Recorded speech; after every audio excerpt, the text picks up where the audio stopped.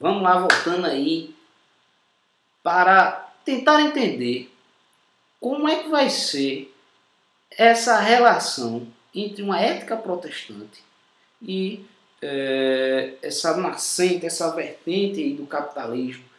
Por que não outras religiões, outras vertentes protestantes? Por que não o catolicismo? Por que não outras religiões que já existiam? Como? De que forma o calvinismo ele vai ser importante para essa formação do capitalismo? Vamos tentar entender isso aqui. O calvinismo, né? Calvino, vocês sabem que teve a reforma protestante, né? Diante de várias crises que a Igreja Católica estava passando no momento, de várias acusações que sofreu, alguns problemas que estavam acontecendo internos ali na estrutura da igreja, onde fiéis estavam se afastando, estavam rompendo, e aí quem começa esse movimento é Lutero, né, com a reforma protestante, onde ele vai deixar exposto várias teses lá na Alemanha, ele era alemão, que acusava, né, justamente apontava os erros da igreja naquele momento, certo? E vai levar um rompimento do cristianismo. A partir dali, o cristianismo ele começa a se desintegrar, porque vai se dissolvendo ali daquele corpo maior e vai formando novas vertentes do cristianismo. Uma dessas vertentes que vai surgir aí é o calvinismo. O calvinismo porque vem de Calvino. Calvino é o cara que vai dar início a isso aí, essa nova vertente. Ele que era um agostiniano, né, mas que ao sair ele vai ter algumas ideias que era contrária, por exemplo, às ideias de outras vertentes cristãs. Que ideia é essa? Qual é a ideia fundamental do calvinismo? Certo? Eu estou sendo bem sucinto aqui. Ele tinha a ideia da predestinação. E o que é essa predestinação? Ora, a gente sabe que no cristianismo tem essa ideia de salvação, onde essa vida não acaba aqui, essa vida é uma passagem, é passageira, e existe uma salvação garantida por Jesus, né? que morre na cruz e assim concede a salvação. Essa é a crença de todo cristão. Sendo que para o cristão católico e outras vertentes do protestantismo, essa vida é passageira, mas essa vida a gente deve lutar para alcançar essa salvação. Essa salvação que foi garantida por Jesus na cruz. No calvinismo, com a tese da predestinação, ele vai dizer o seguinte, quando Deus criou, ele já escolheu os que estavam salvos e os que estavam condenados. Por que as pessoas são condenadas? Ora, porque Deus quer assim. Deus já escolheu, já selecionou o grupo que irá ser salvo. E nesse sentido, é um grupo menor, é um grupo pequeno, não é todo mundo não. Existem aqueles que já estão escolhidos ali, e que não é todo mundo que vai ser salvo. Há uma predestinação, ou seja, os nossos destinos estão pré-definidos. Tu vai ser salvo, tu não vai. E aí é que está o problema. Como a gente vai saber que vai ser salvo ou não? Boa questão, né? E aí a gente faz o seguinte. Outra questão que surge é que se a gente já está salvo ou já está condenado, não adianta muito rezar, não adianta muito ir para a igreja, não adianta muito manter a espiritualidade e tal. Por quê? Porque a gente ou já está salvo ou já está condenado.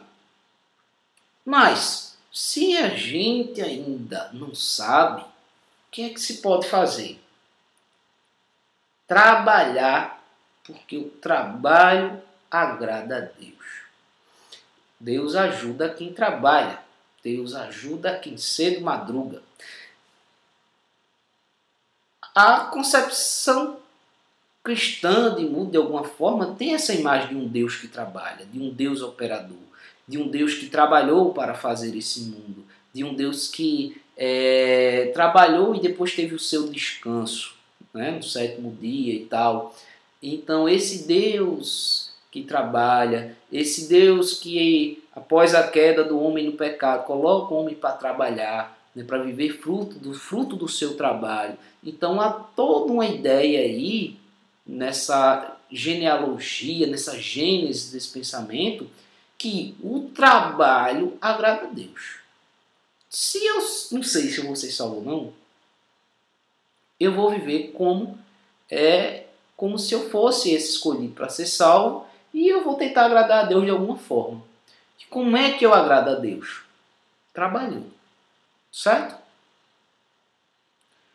Eu vou trabalhar para agradar a Deus. A finalidade do trabalho não é apenas ganhar dinheiro, eu não tenho uma finalidade externa. Por que eu quero trabalhar? Porque o trabalho ele tem valor em si mesmo. Certo? Então havia uma formação voltada para o trabalho. Então se preocupava muito com a formação técnica, por exemplo. Né?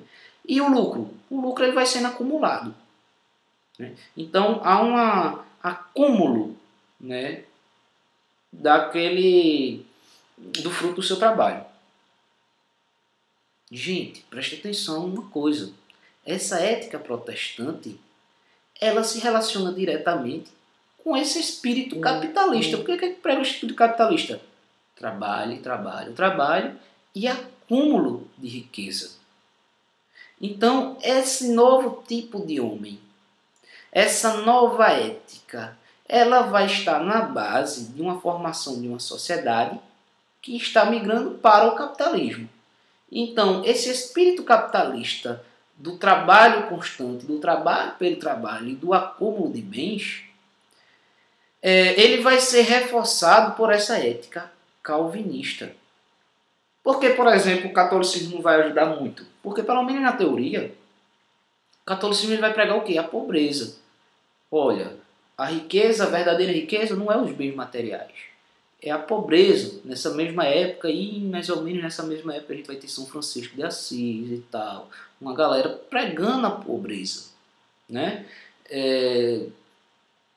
E outra coisa, além de pregar essa vida de humildade, né, de não apegar-se a bens materiais, vai ser uma formação muito mais voltada, por exemplo, para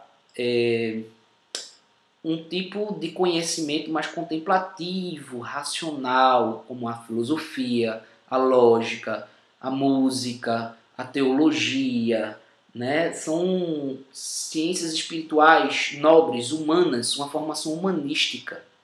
Né? Enquanto a formação mais desenvolvida, pregada nessa vertente do protestantismo, é uma formação prática, mecânica, para o trabalho, não para uma vida contemplativa, de reflexão, mas para uma vida de trabalho, do labor, que agrada a Deus, certo? Em outras religiões, e aí a gente vai ver até na tese do desencantamento com o mundo, um conceito que ele utiliza também, não há essa ideia de um Deus que trabalha, de um Deus que opera, porque há muito mais um panteísmo, um politeísmo. Né? Tudo é Deus, tudo emana de Deus. Então as coisas não foram criadas, feitas por Deus, mas emana de Deus, participa da sua essência e logo é Deus também. Então as religiões também ela não estava dentro desse espírito capitalista. E ele vai identificar que a reforma protestante, que essa ética calvinista, ela vai ser um prato cheio na formação desse novo tipo de homem, dessa nova sociedade, desse novo tipo social que está ali surgindo, certo? Então essa obra é uma das obras fundamentais, é uma obra que ficou muito conhecida, que ela vai fazer essa relação. Perceber que quando se trata de uma sociedade capitalista, não é como Marx dizia, que apenas estudando a economia, analisando a economia, vendo as relações econômicas, as classes sociais diferentes, né, que vai perceber todo o problema, resolver todo o problema, analisar todo o problema. Vai dizer, não, ó, a política está aí, ó, influencia na economia, a religião influencia na economia, e tudo isso junto vai influenciar na moldagem, na configuração dessa nova sociedade, certo? Então, fica ligadinho, tem muito mais conceito, como vocês já viram, a gente introduziu já esses conceitos e aí a gente vai desenvolver pouco a pouco nos próximos vídeos. A gente já viu um pouquinho de cada um, introdução de cada um, aprofundou mais nessa questão da relação entre a ética protestante e o espírito do capitalismo, e nas próximas aulas a gente vai aprofundar um pouco mais os outros conceitos. Então, esse cara é fundamental aí nos vestibulares, né? No Enem também, porque é um dos pilares da sociologia. Então fica bem ligadinho, qualquer dúvida, eu tô aí, viu? Valeu, galera!